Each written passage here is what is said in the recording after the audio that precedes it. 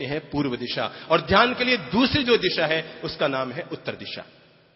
पहली दिशा कौन सी? पूर्व दिशा की ओर बैठ के ध्यान करें, और नहीं तो उत्तर दिशा की ओर ध्यान करें। ध्यान की मुद्रा, दो तरह की मुद्राओं में हम ध्यान में बैठ सकते हैं। एक का नाम है ज्ञान मुद्रा, दूसरी का नाम है योग मुद्रा। दोनों में से जो भी हमें अनुकूल हो। जब हम तीर्थंकरों की प्रतिमाओं को देखते हैं तो समस्त तीर्थंकरों की प्रतिमाएं योग मुद्रा में होती है। कौन सी मुद्रा में? योग मुद्रा में। देखिए आप, उल्टा हाथ, उल्टे हाथ पर सीधा हाथ। देखिए मेरे हाथ पर ध्यान दीजिए, उल्टा हाथ, उल्टे हाथ पे सीधा हाथ, दोनों अंगूठे आपस में छू रहे हैं। देख रहे हैं ना?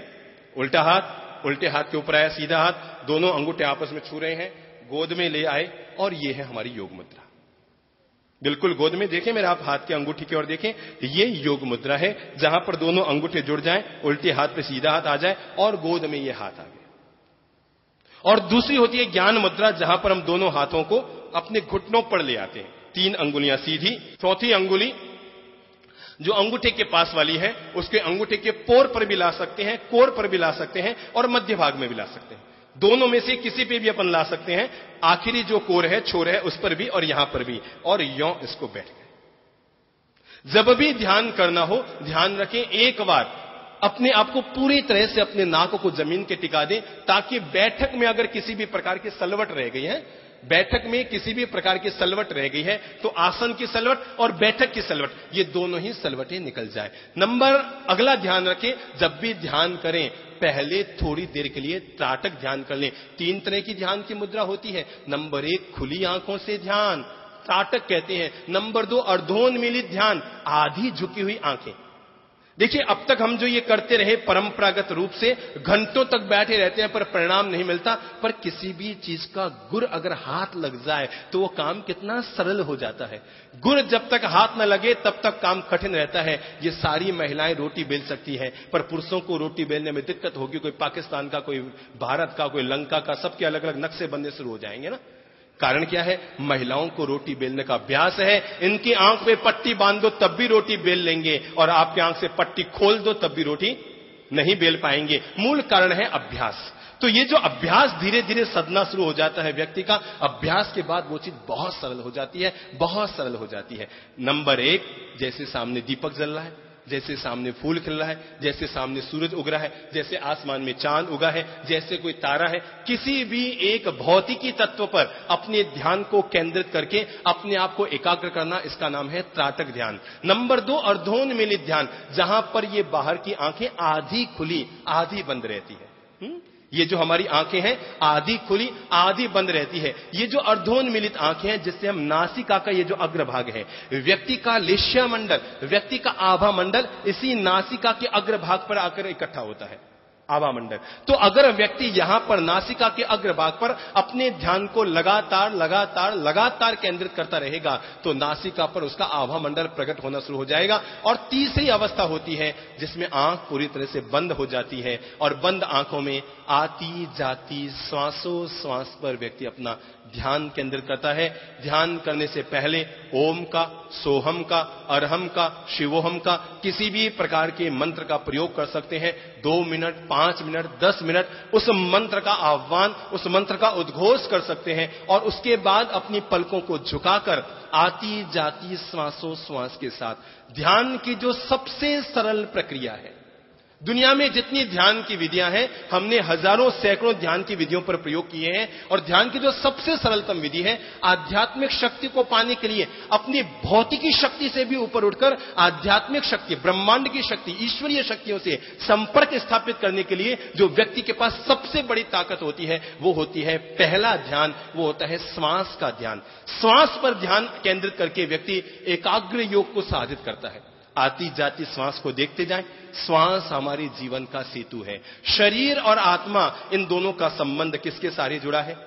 श्वास के सारे। इसलिए अपने ध्यान को श्वास पर केंद्रित कीजिए। धीमी गति से श्वास लें, धीमी गति से श्वास छोड़ें। जितनी धीमी श्वास होगी हमारी उतनी उम्र लंबी होगी। सनातन परंपरा मानती है व्यक्ति की जिंदगी, व्यक्ति का आयुष्य वर्षों पर निर्भर नहीं होता, महीनों पर, घंटों पर निर्भर नहीं होता। व्यक्ति का आयुष्य उसके श्वास पर टिका रहता है। कितनी श्वास लेगा इंसान, हम कहते हैं ना भाई ये तो भगवान जानता है अब ये कितनी श्वास लेगा, कितनी श्वास लेगा, कितनी श्वास छोड़ेगा, ये उस पर निर्भर करता है। पता है सबसे तेज गति की श्वास दुनिया में कौन लेता है? कुत्ता। कुत्ता हर समय यही श्वास लेता है। कुत्ते की उम्र 12 साल में खत्म।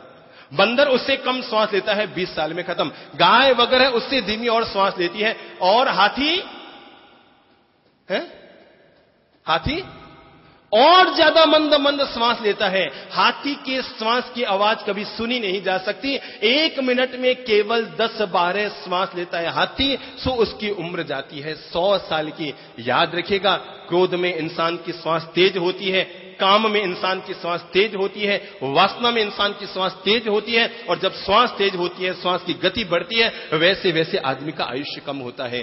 ध्यान में अपनी श्वास की धारा को धीमी कीजिए, हाथी की तरह है कि 1 मिनट में 12, 13, 9, 10 जितनी धीमी गति ला सकते हैं श्वास की गति सहज और धीमी छोड़ दीजिए। आती जाती श्वासोश्वास पर अपना ध्यान केंद्रित कर दीजिए। श्वास आ रही है, श्वास जा रही है, भीतर जाती हुई श्वास पर भी अपना ध्यान केंद्रित कीजिए, बाहर आती हुई श्वास पर अपना ध्यान केंद्रित कीजिए। इस तरह आती जाती श्वास पर ध्यान केंद्रित करने के बाद अगर कोई विचार आ रहे हैं तो उनको आने दो, कोई विचार जा रहे हैं तो जाने दो। तुम वैसे ही विचारों के जंगल से निकल जाओ जैसे रेलगाड़ी निकलती है। पेड़ नजर आते हैं पर पेड़ों को छूती नहीं है, ऐसे ही विचारों से निकल जाओ। धीरे धीरे धीरे धीरे धीरे धीरे धीरे धीरे अपने आप में डूबते गए, अपने आप में डूबते गए। पहला ध्यान श्वास पर, दूसरा ध्यान हृदय पर, तीसरा ध्यान आज्ञा चक्र पर, चौथा ध्यान व्यक्ति के सहस्रार ब्रह्म केंद्र पर, ताकि व्यक्ति परमात्मा योग और शांति योग को अपने जीवन में साध सके। हम इसके प्रैक्टिकल प्रयोग करेंगे जब हम साधना शिविर में भाग लेंगे। पर छोटे तौर पर अगर हम 10 मिनट का भी ध्यान करना चाहते हैं, सीधा साधा प्रयोग, कमर सीधी करो तो चलो केवल 3 मिनट का ध्यान का प्रयोग करते हैं। कोई बीच में खड़ा मत होइएगा। केवल 3 मिनट का ध्यान का प्रयोग करते हैं। कमर सीधी कर लीजिए, चश्मा हो तो उतार के गोद में रख लीजिए, मीठी सी मुस्कान ले लीजिए, पलकें झुका लीजिए और 3 बार ओमकार का उद्घोष कर लीजिए। ओ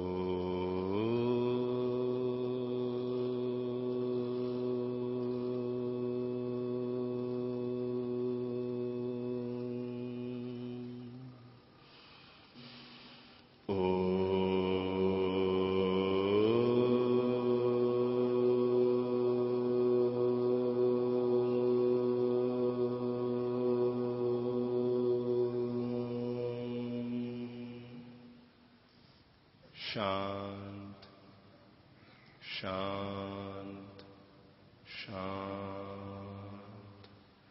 अपनी अंतर्दृष्टि को बंद आंखों में ही आती जाती श्वासों श्वास पर केंद्रित करें। श्वास भीतर जा रही है, भीतर जा रही श्वास का एहसास हो। श्वास बाहर आ रही है, बाहर आ रही श्वास का एहसास हो। केवल 2 मिनट तक प्रयोग कर रहे हैं। न श्वास को लेने का प्रयास हो, न छोड़ने का प्रयास हो। केवल केवल केवल देखने का प्रयास हो, केवल देखने का प्रयास हो। भीतर जा रही श्वास श्वास का उदय है, बाहर आ रही श्वास श्वास का विलय है। अपनी हर श्वास पर अपना ध्यान केंद्रित करते रहें। ध्यान की पहली प्रक्रिया है 15 मिनट तक आती जाती श्वास पर अपने चित्त को एकाग्र करना। अगर कोई विकल्प उठे, मन में किसी भी प्रकार की हलचल हो तो संकेत दें।